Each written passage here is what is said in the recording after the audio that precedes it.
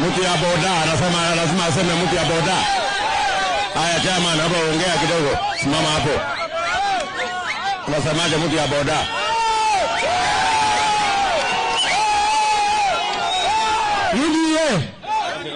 UDA. Kazi ni kazi.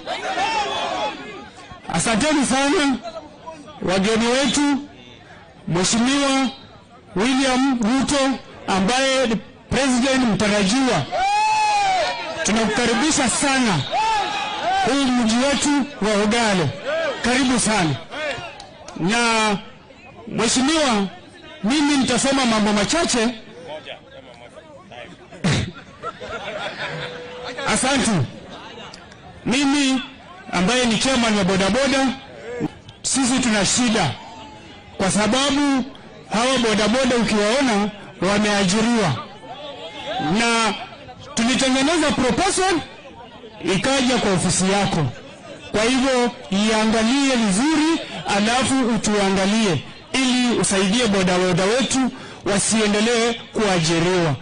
Sisi tutalinda kura yako na sisi tuko pamoja na wewe.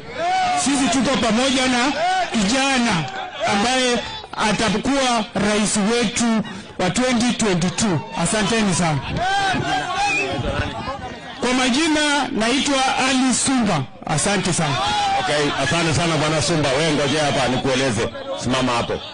Si wewe umesikia vile nimesema hapa. Nimesema mwaka huu tunaweka bilioni 50 pesa ya serikali.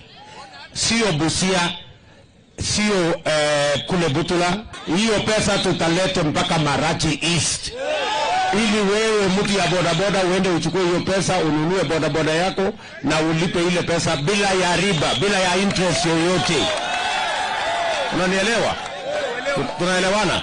Vile vile mama mboga, vile vile wale wengine wa chini, ndio kila mtu biashara yake tusaidie ainuke. Mimi nauliza wewe, so unajua pikipiki ni shilingi 1,100, lakini ukienda kulipa unalipa karibu shilingi 250. Sasa hiyo pikipiki itakuwa shilingi hiyo 100,000 peke yake. Ile 250 haitakuwa tena. Unanielewa my friend?